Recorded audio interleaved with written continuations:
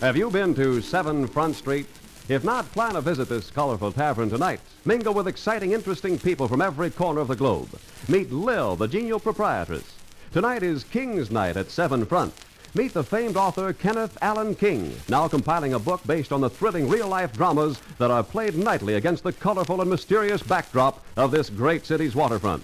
Remember the name, 7 Front Street.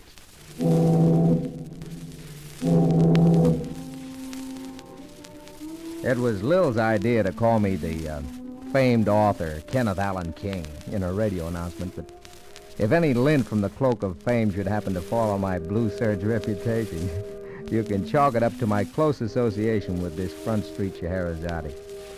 You gotta meet Lil to appreciate it. When it comes to knowing the whys and the wherefores of her clientele, she makes the local constabulary look like a bunch of sideshow crystal gazers. Well, if you're all set, let's go inside 7 Front and be set to expect anything to happen, because it usually does.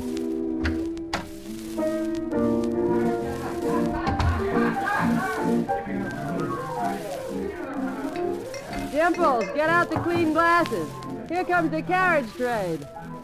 How you, Kenny? Yeah, I got yourself a crowd here tonight, Lil. Well, I'll tell you. Since you've been writing up those stories about my customers, I'm getting sightseers. You're getting fancy with those radio announcements of yours, but what happens if your thrilling drama played against the colorful and mysterious backdrop of this great city's waterfront turns out to be nothing more than somebody griping about your clam chowder? When that happens, Junior, Venus will have grown arms and be hopping tables. For that, I'd like to see. Stop that music. Uh-oh.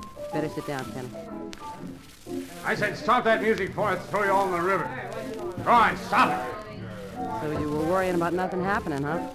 What's that all about? Just take it easy and watch and listen. Hey, you at the piano.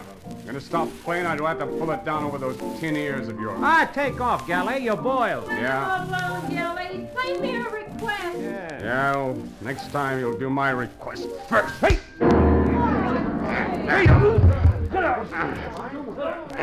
Hey, that ain't any way to treat a guy, Galley. I was going to stop. Well, you didn't stop soon enough. To take it easy, Moonlight. This is our job. You can play later. No, I can't. I want to play now. Oh, yeah. The rest of you shut up, too, and say shut up. That's better. See that you stay that way till I'm through playing.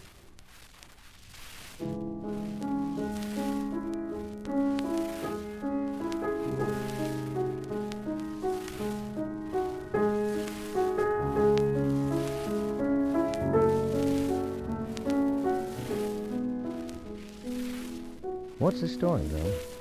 And don't tell me there isn't one. There's the story. Who is he? That's Moonlight Gillet. Here's a match. Oh, thanks. Moonlight, huh? Oh, you must like Beethoven. Moonlight Sonata. That's all he ever plays. Why? That's the story. Let's have it. Moonlight's real name is Paul. Paul Gillet. French? Father was French. Mother an American. Paul's father was a lawyer and a hard-headed businessman. He wanted the kid to paddle in his footsteps, but it was no dice. Paul was just as hard-headed about wanting to be a pianist, so before he even had his first shave, he met up with some long-haired musician who gave him lessons. The kid worked hard at his piano and finally got good enough to start attracting the carriage trade. He plays like he might have been big time. In a way, he was. But he lacked one thing. He didn't seem to be able to get any feeling into his playing. He's got it now. On that one tune, anyway. Which is the real story. And which started one night as he was finishing one of his concerts.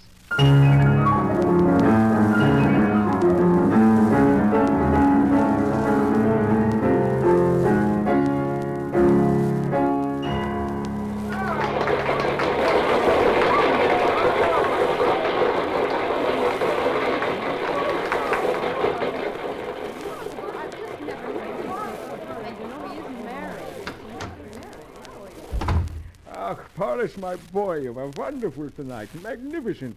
Every concert you are getting a little better. Oh, don't try to cheer me up, Reinhardt. Instead of concerts, I ought to be playing in a saloon. Oh, Oh, but the women went wild over you. They're outside now like a pack of lady wolves waiting for a glimpse of you. Closer. I want them to listen to me, not look at me. Poor Brahms probably turned over in his grave tonight. No feeling. I played every note that was written. Faultless technique. But something was missing. What is it? You won't be angry if I tell you what I think? I'd like to know. Paulus, my boy, every great musician of the past, Beethoven, Tchaikovsky, Brahms, Mozart, all had one person in particular to play for. A person who inspired them to play with a feeling that comes not from the fingers, but from the heart.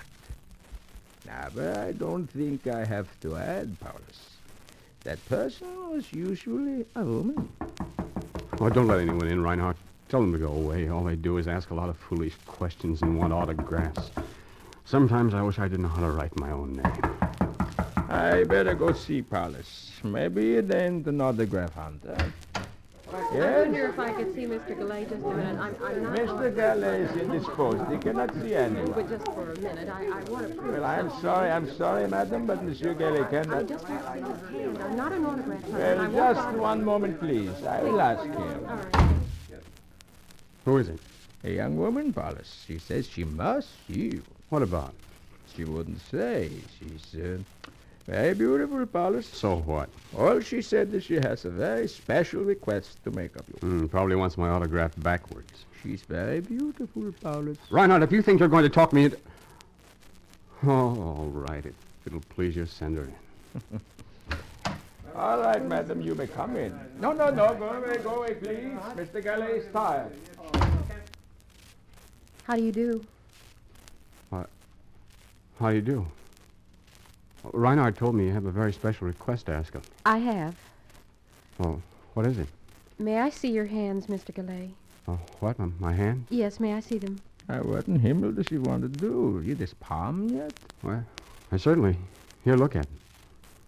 Oh, how beautiful they are. They're so sensitive. You're not a palmist, are you? Oh, no, I've always been fond of hands, especially artistic, expressive hands like yours. I knew I was right and they were wrong. They? Who's they? Wrong about what? Well, during the intermission, I heard several people comment that your playing was technically perfect, but you didn't play from the heart. They were right. You were wrong. Oh, no, I'm not. Maybe you didn't play from the heart tonight, but you will. You can't do anything else with those hands. I'm being very impolite, babbling away like this. Thank you so much for your kindness, Mr. Gallet, and don't worry about playing from the heart. Those hands won't let you down. Well, thank you, miss. Well, I say, are you going? I mean, must you go? Yes, I must. Well, don't you want me to... Well, I mean, can't I autograph your program? Oh, thank you so much, but I really must go. Good evening, and thank you again. Hey, I mean, wait a minute. Yes? Oh, come back here. Close that door. I mean, please, close that door. Yes? Oh. Was that really all you wanted to do? I mean, just look at my hands. Yes, that was all. Reinhardt, Yes, Paulus. you won't have to wait for me. I'll take a cab to the hotel. But, Paulus, I don't mind waiting for you. Besides... Reinhardt, you won't have to wait for me. Well... All right, Paulus, I go. And see that you play with more feeling at your next concert, no?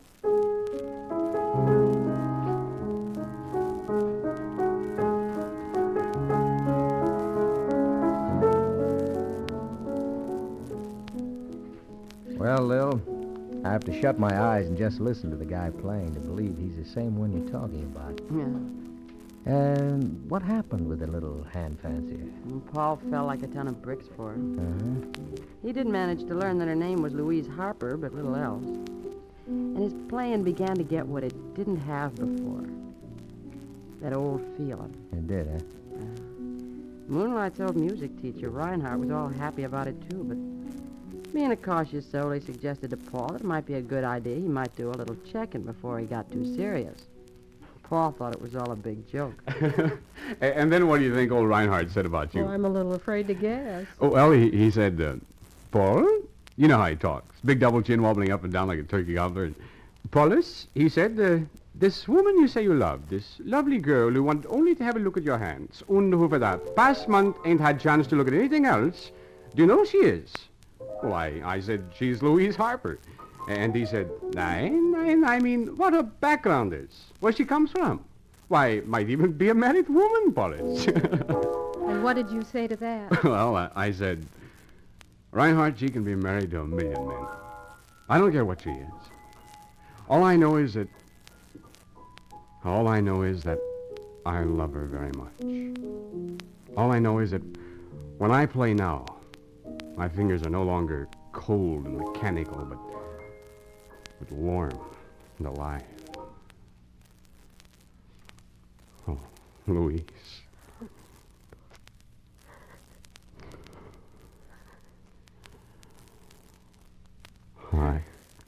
I did need someone to play for. Someone to work for, to inspire me. No man can center his love and ambitions in a blurred mass of faces. There must be one. One face, one body, one heart. I do have those things now. Don't I, Louise? In you. Yes. Yes, Paul, I want to be yours for always, but... But what, Louise? Paul, there's something I've got to tell you. Well, don't look so serious about it. Well, it's not just serious, Paul. In a way, it's tragic. Reinhardt was right about your knowing more about me, who and what I am. Well, I said I didn't care, and I meant it. But you've got to care, Paul.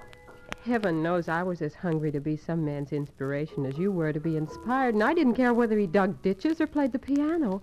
Well, you got yourself a piano player. Or would you prefer a ditch digger? Paul, I can't have either. What are you trying to say? I am a married woman, Paul. I see. Oh, darling, I know it was wrong not telling you right away the first night when you kissed me, but I couldn't, Paul. I was like a starving kid dumped in the middle of a royal banquet. I was like a gambler. I knew I was playing a losing game, but I couldn't get around to admitting I was licked. You'll have to get a divorce, Louis. I can't. There's no such thing unless you don't want to. I've tried before, Paul. You mean you've admired other hands than mine? Oh, please, Paul. Well, if you don't love your husband, I'm sure there's some way to be free of him. I don't love him, Paul. I'm married for money. My husband knows that. I know he doesn't love me. Then he's got to give you a divorce. He said he'd kill me before he'd let me have my freedom. Well, you've got to, Louise. I know it's hard for you to believe that in such a short time you've come to mean so much to me. I believe you, Paul, but he said he'd never Then even do something about it. Don't let your husband frighten you. Get a lawyer. I'll get a lawyer for you. Start divorce proceedings. There won't be any killing. He's bluffing, that's all. All right, Paul. I'll find out if he's bluffing, but don't you do anything about it yourself. Let me do it my way.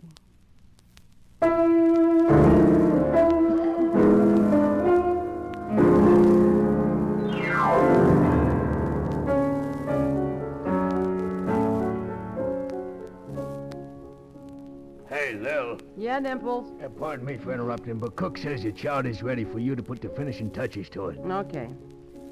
Pardon me, Kenny. Gotta season the chowder. Be back in a jerk. Now leave me hanging by my thumbs to hear the end of Moonlight's story? Go hang outside. Got enough mess in here as it is.